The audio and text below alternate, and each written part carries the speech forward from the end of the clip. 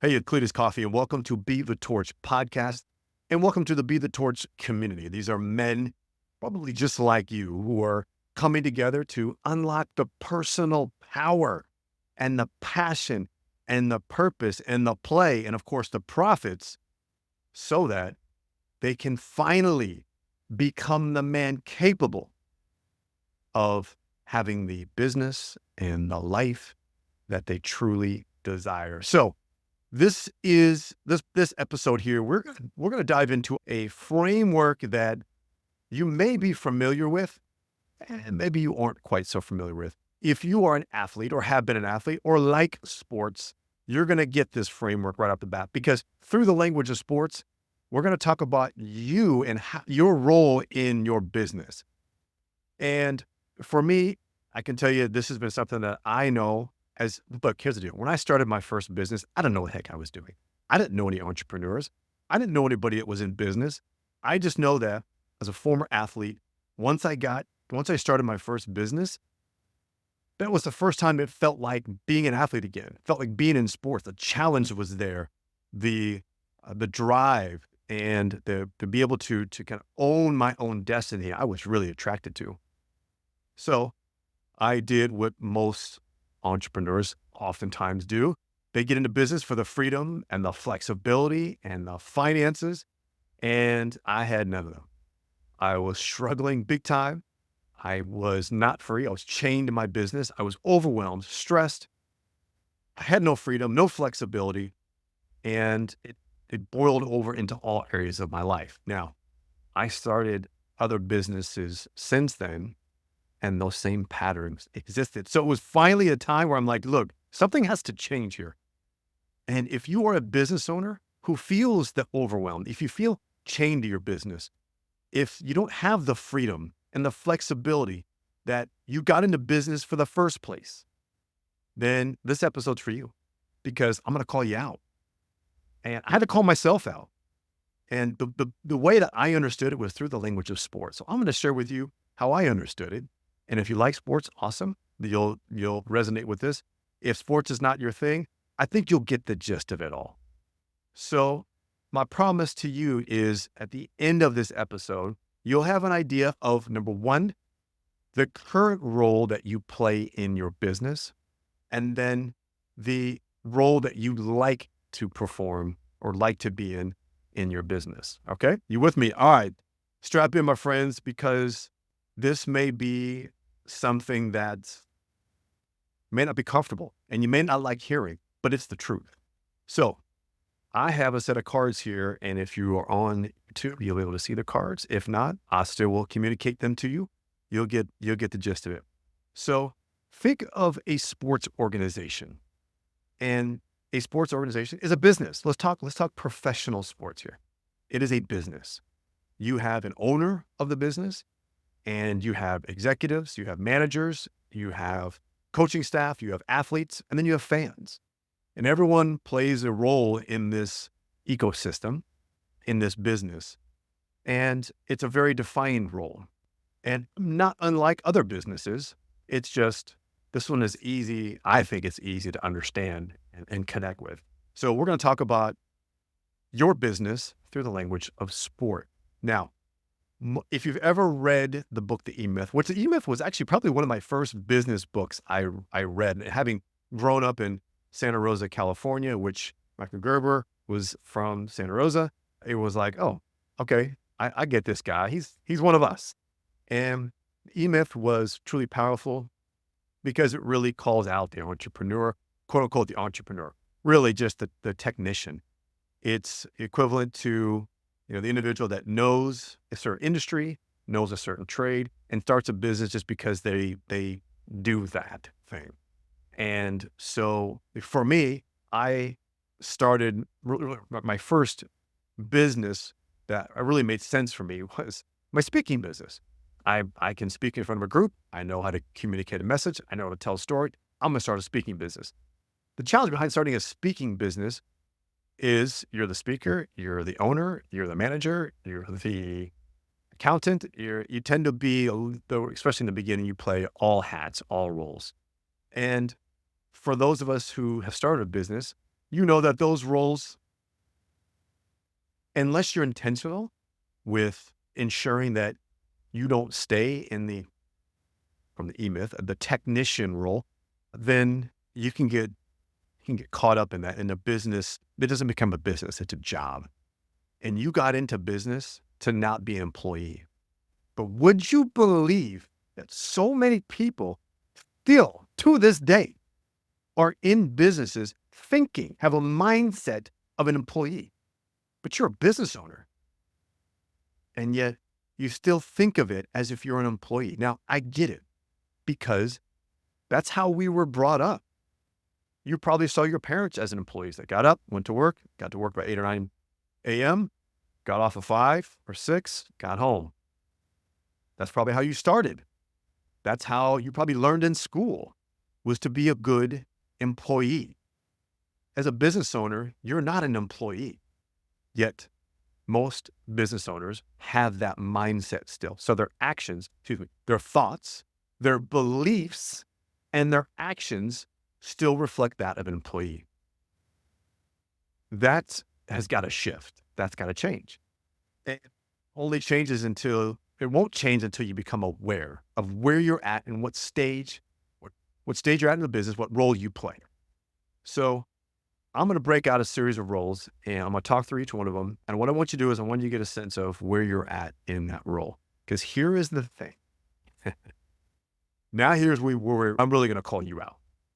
And the role you play in your business is a great indication of the role that you're playing in life. It's how you're showing up in your relationship. It's how you're showing up as a parent, as a friend, in all areas of life. This is how you're showing up. And it's a true reflection that we don't live in silos. You don't show up as the owner of a business and the king of that castle, and then show up as a little peon soldier at home. It doesn't work that way. You want to be the king. You want to be the leader. You want to be the owner of your business. You want to be the owner of your life. You want to be owner in your relationship. You want to be owner of in your parenting. You're the owner. You own this. So the leader of you is in you. And yet for most of us, it doesn't come out because we're thinking like an employee and we create our life and our business around being an employee. So let me prove it to you. All right. The first stage in this, again, we're using the language of sport, is being a fan. If you are a fan, think about what the fans do. The fans are passively sitting in the stands, watching on TV. And essentially your business is just a hobby. You're on the outside looking in, you're wishing and hoping. I mean, as a fan, you probably at one point in your life were like, gosh, I wish I could be out there. I wish I could be on that field playing. And I know I dreamt of it as a young boy growing up, especially in the 80s and 90s when the NBA was flourishing. I wanted to be an NBA basketball player. The challenge is I never got past 6 feet. And so that didn't work out for me. And so as a fan, we wish and hope that we could get in the game. Yet we're on the sidelines, passively sitting back, letting others engage, start businesses, become successful. And thus we develop resentment. We make excuses. We develop alibis as to why we can't do the same thing.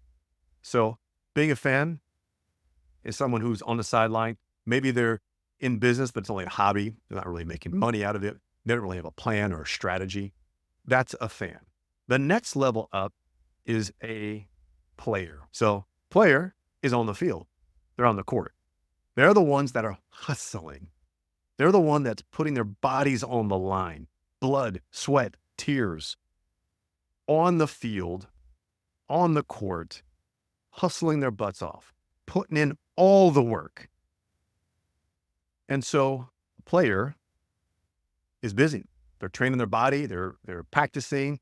They're getting a rehab. They're getting, on their body. And then they're getting, they're playing in the games.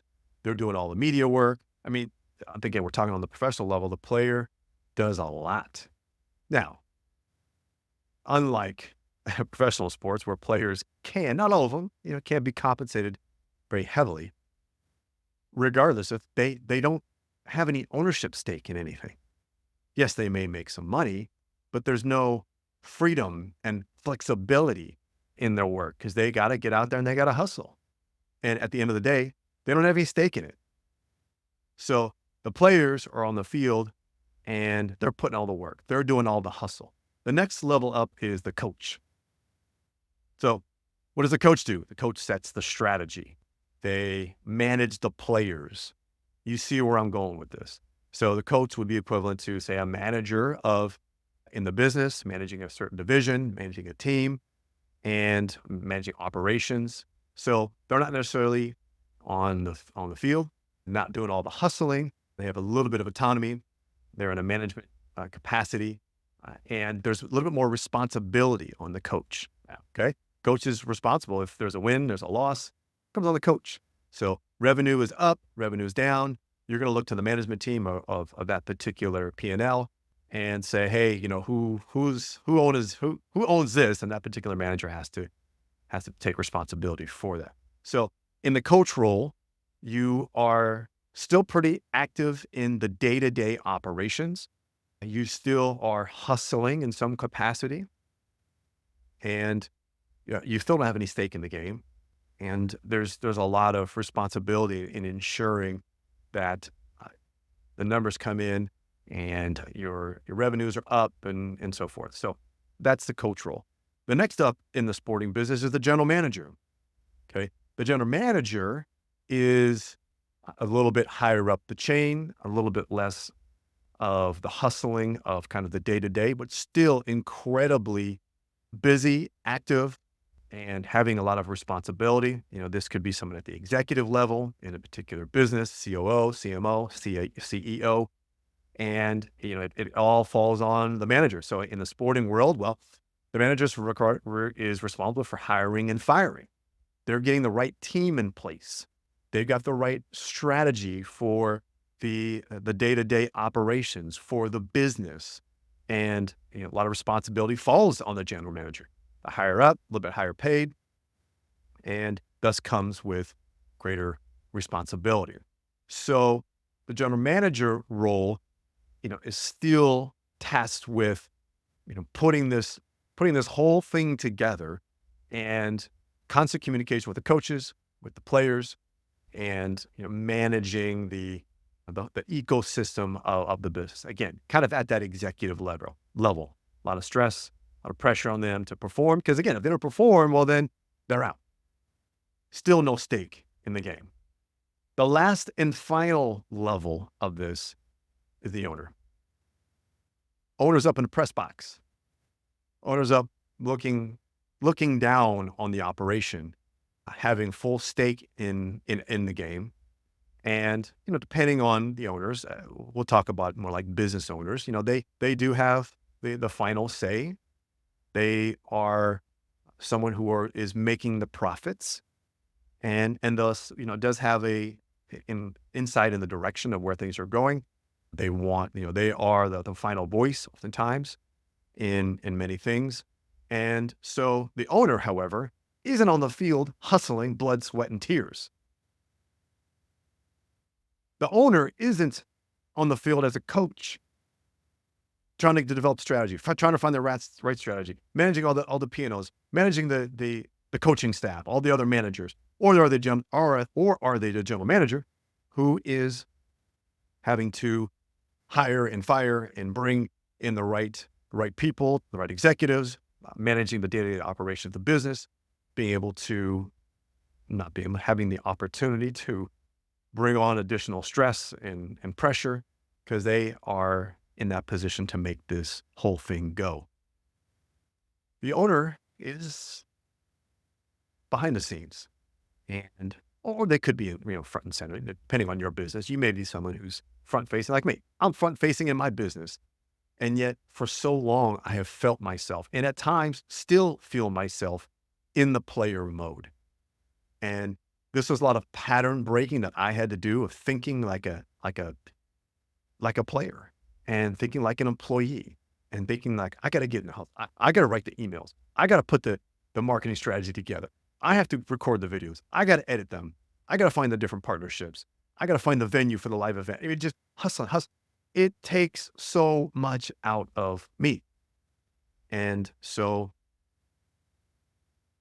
in that framework, where do you live? What are you doing? Are you the player in that you're showing up every day? You're there 8 a.m. sharp, wherever you get there, whatever time you get there, and you're hustling each day. You're doing the biz dev. You are having sales conversations. You're closing deals. You are managing the employees, managing the operation. You're overseeing the P&Ls. You're responsible for the day-to-day stuff. Are you in that role? Or are you an owner? And see, the owner is coming from a place of power. Everyone else in the organization is looking for the owner for the leadership. But so often, there isn't an owner. We got players, we've got coaches, maybe there's a general manager, and there's definitely no owner. Because the owner of the business is hustling day to day, grinding, spending long hours, wishing and praying that they had freedom and flexibility in their life, but they don't. Because they're not in an ownership seat. They're usually in the player seat. That's where most entrepreneurs, most business owners live, is in the player's seat. Is that the role that you're playing? So I want you to, as from a fan, from a player, from a coach, general manager, owner, where are you at? What seat are you currently in your business? And then what seat do you want to be in? Hope is that you would say owner, that you would want to be an owner of your business. And I can tell you that it is a pattern that needs to be broken. It's in this hustle and grinding society, it is not common for business owners to think like that. But it's up to you. You know, if you got into business for freedom and flexibility and for greater finances, right, making greater profits, paying yourself more, you have to think along those lines. It requires systems. It requires tools. It requires a shifting of patterns. And man, most have not done that. I know I didn't do it. Starting my business, I had to step into this pattern, and I still at times find myself falling back into old habits and old patterns. Thankfully, I have awareness of it so that I can do some pattern interrupts to get myself back on track as to what the truth is for me. This business needs me to lead, needs me to stand up as an owner and say, this is where we're going. And I need everybody on board. So getting people on board is, the right people on board is part of that process so that you can embrace the ownership role, steer this ship, provide the motivation, standing in your power and unwavering as to the peaks and the valleys that happen within business. That's what they need you for. They don't need you to be so weakened by hustling as a player to, where you're overwhelmed, stressed, you're living on edge, you're short, you're aggressive with them in that, you're easily angered and you're defensive. It's just, that's not how it's going to roll. That's not how I can imagine you would want to run your business. So it's on you. You have this opportunity to determine which seat do you want to be in. With our program, with our Be the Torch Academy, if you're saying, hey, look, I don't know how to get in the owner's seat, the Be the Torch Academy and all of our programs are really tailored around business owners just like yourself, getting you out of being the player on the field, get you in the owner's box so that you can make more money with less time, with less energy on your part, so that you can invest that time and that energy into your lifestyle. Everything that we do is building a lifestyle first and then fitting your business inside of it. So that if you're saying, hey, I want to spend more time with my kids, I want to be there for my partner, I want to go out and find a partner, I want to invest in adventuring and traveling and exercise and health and training for something, my hobbies, whatever it is, it's an opportunity for you to see your lifestyle, see that vision, and then choose the seat within your business that best aligns with that. So we can help support you in that. If that is something that you need help in and support in, please reach out. The best way to do that is to join our academy, the Be the Torch Academy. If you go to bethetorch.com/academy waitlist, whenever you are listening to this podcast, that's a way to jump on our waitlist. We do run in 90-day cycles. So if we're in the middle of one of those cycles, by the time you get this insight, just jump on our waitlist, and then you'll be the first one notified when we open up the registration for the next quarter and the next cycle coming in. So bethetorch.com/academy waitlist is the best way to get on that. Obviously, following our content here would be super helpful. If you can support us in getting this message out, give us a 5-star rating, leave me a review. Was this helpful? Do you need more content like this? Please let me know. And then, of course, I'm at Cletus Coffey on all social channels. Ping me. Let me know what you thought. Let me know what else you need. And again, if you're ready to stop the grind and hustling of being a player every single day, and you want to create a lifestyle by design, which means getting in the owner's seat, please join us. Join a community of brothers who hold you accountable to getting that. A community of men who are saying, hey, we want to be fathers and business owners and partners and healthy in the greatest shape of our lives. And we want to be connected to a higher power to help guide us through this life to make it the absolute very best that we can and reach our highest potential. If that's you, we got the community for you. So it's a great, great group. And I know you will benefit greatly if indeed you're someone that wants to get in that owner seat and live a lifestyle by your own design. bethetorchacademy.com/academy waitlist. I look forward to seeing you in the academy at some point. Until then, my friends, catch you next time.